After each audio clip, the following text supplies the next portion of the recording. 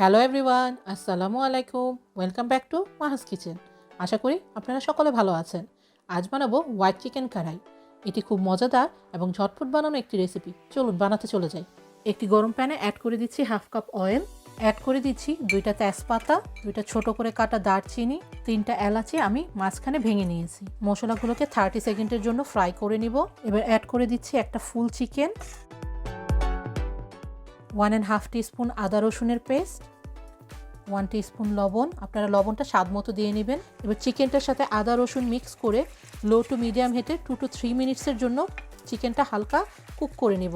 আমি চিকেনটা টোটাল 3 মিনিটের মতো কুক করে নিলাম। আমার চিকেনটা একটু হালকা সাদা সাদা হয়ে গিয়েছে।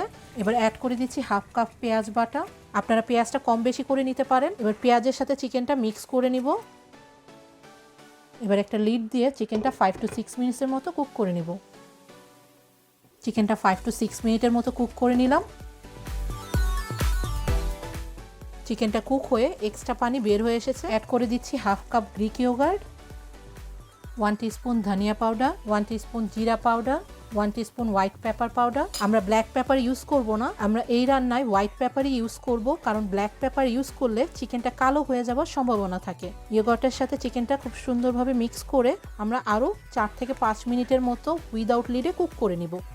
5 মিনিট কুক করার পর চিকেনটা কুক হয়ে গ্রেভিটা হালকা থিক হয়ে গিয়েছে। এবার অ্যাড করে দিচ্ছি হাফ কাপ ক্রিম, 1 টিস্পুন আদা কুচি, 3টা কাঁচামরিচ ফালি করে কেটে নিয়েছি। আপনারা না চাইলে অ্যাভয়েড করতে পারেন। এবার ক্রিমের সাথে চিকেন এবং আদা কুচি মিক্স করে আরও 3-4 মিনিটের মতো কুক করে নিব উইদাউট লিডে।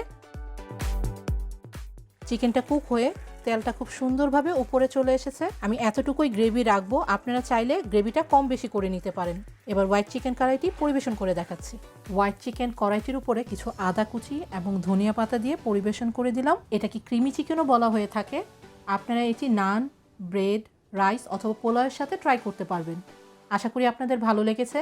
ভালো থাকবেন সবাই। আল্লাহ হাফেজ। Thanks for watching my video. আশা করি আপনাদের ভালো লেগেছে। যদি ভালো লেগে থাকে লাইক করুন এবং সাবস্ক্রাইব করে আমার সাথেই থাকুন। বেল বাটনে ক্লিক করে নতুন আপডেটের অপেক্ষা করুন। থ্যাংক ইউ সবাইকে।